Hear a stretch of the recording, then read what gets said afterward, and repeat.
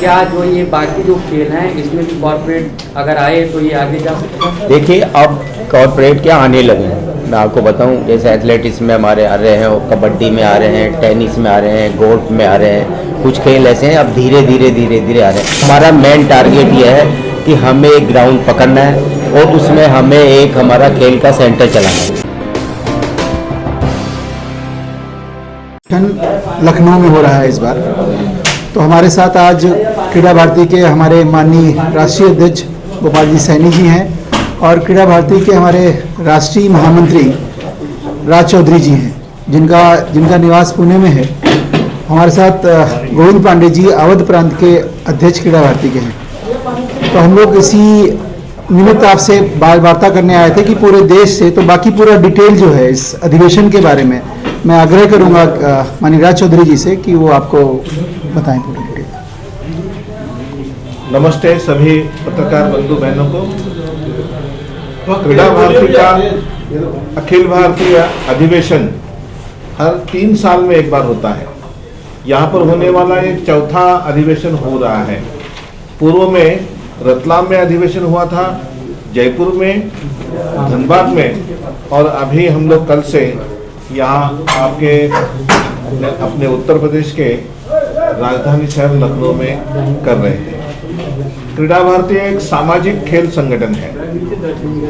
खेल तो सभी खेलते हैं, परंतु देश की तंदुरुस्ती, सभी युवकों को खेलने के लिए बुलाए, माता बहनें भी खेले, अपनी अपनी आयु और शक्ति को ध्यान में रखकर यदि सभी समाज खेलता है तो देश तंदुरुस्त होता है।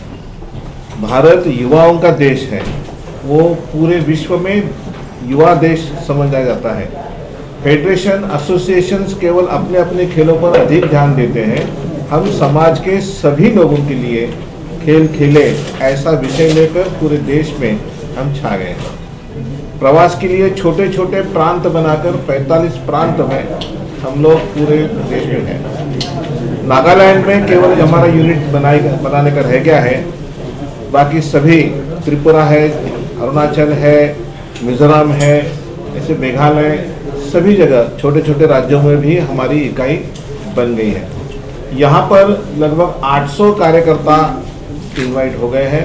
स्टेट की जो यूनिट है, उस स्टेट के यूनिट के यहाँ पे कार्यकर्ता आने को प्रारंभ हो गया है। आज सुबह से ही सब आ रहे हैं, कल सुबह इसका प्रारंभ होगा।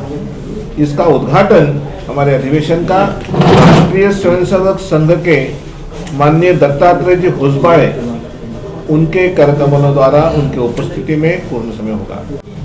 पदक हॉकी का लाने में सहायता की ऐसे काशी के श्री पीयूष दुबे जी, जो साई में अभी कोच है, और उन पे माननीय प्रधानमंत्री जी ने बड़ी दायित्व दिया है, जो कि वो बड़े अच्छी तरह से निभा रहे हैं। ऐसे पीयूष दुबे जी भी आने वाले हैं। जो झांझड़िया जी है पद्मश्री और अर्जुन अवार्डी, ये भी अपने इसमें आएंगे। खिलाड़ियों से हम सारे लोग उनसे संवाद करेंगे, उन्होंने कैसे विजय हासिल किया, उसके लिए क्या क्या प्रयास किया, ये सारी बातें उनसे चर्चा होगी। एक हमारा आकर्षण का बिंदु होगा।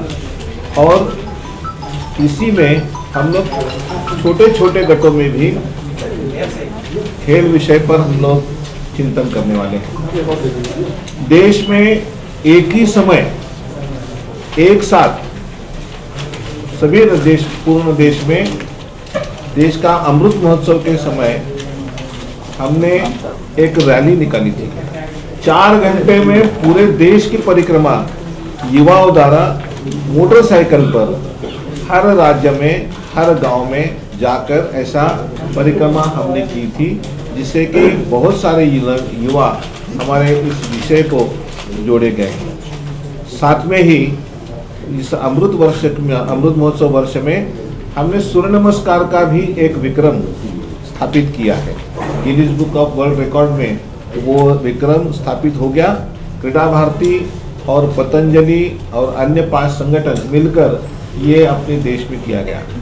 हमने केवल 8 दिन इसमें सहयोगिता की और उसमें लगभग 14 करोड़ लोग हमारे साथ नमस्कार निकालने में सहभागी हो गए हमारे संगठन के साथ। इस तरह क्रीड़ा भारती व्यायाम खेल और इंडिजिनस खेल को बढ़ावा देने वाली संगठन है और धीरे धीरे पूरे देश में इसको हम उठा रहे हैं। इस देश अपने अधिवेशन का समापन 18 तारीख को रविवार को होने वाला है। प्रदेश के यशस्वी मुख्यमंत्री जी योगी आदित्यनाथ महाराज जी ने निमंत्रण स्वीकार किया है। उनके उपस्थिति में यह कार्यक्रम होगा। उनके ही उपस्थिति में क्रीड़ा ज्ञान परीक्षा क्रीड़ा भारती ने दी थी। उस समय 1 लाख रुपए का प्रथम पारितोषिक रहता है। 50,000 के 2, 25,000 के 3 और 11,000 के 11 ऐसे बख्शिश को हम देते हैं।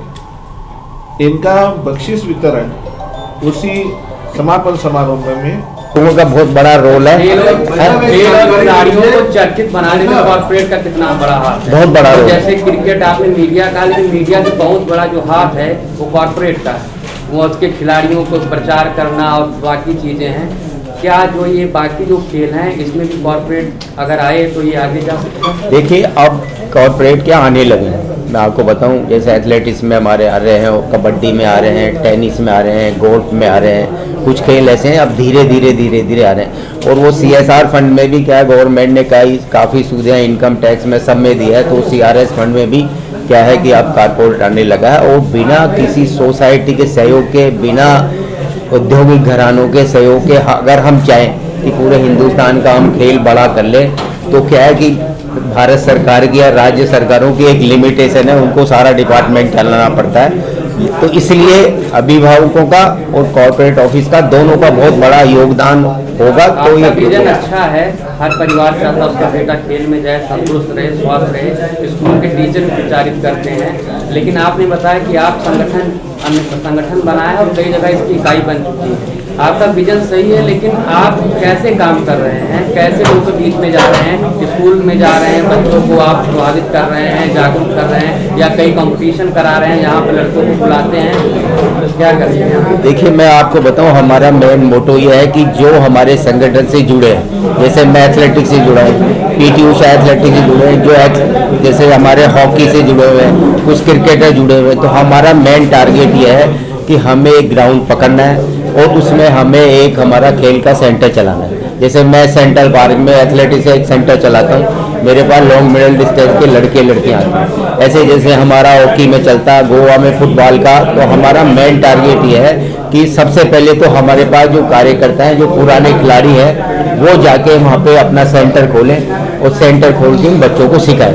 फिर नेक्स्ट हमारी प्लानिंग ये है कि हम जब हमारे पास जगह थोड़ा फंडिंग वगैरह होगी, तो हम क्या है कि अच्छे जो कोचेज वगैरह हैं, वो क्या है कि हम मतलब पार्ट टाइम कोचेज जो थोड़ा हायर करेंगे और फिर उनको धीरे धीरे हम इस तरह के सेंटर चलाएंगे। तो जो आपका जो क्वेश्चन है बहुत बढ़िया है कि जैसे कोई सिखाने वाला ही नहीं होगा तो बच्चे कैसे आएंगे, अभिभावक कैसे जाएंगे। तो हमारा मेन टारगेट यही है कि हमारे पास अभी जो भी साधन उपलब्ध है, हमारे जैसे मैं हूँ, PT ऊषा है, ऐसे झांझड़िया है, जेवलिन की जैसे तैयारी करा रहे हैं, तो हम लोगों ने अपने हिसाब से जगह जगह पे इस तरह के सेंटर चल रहे हैं जो बच्चों को सिखा रहे हैं। सब्सक्राइब कीजिए आपका अपना चैनल NDTV भारत।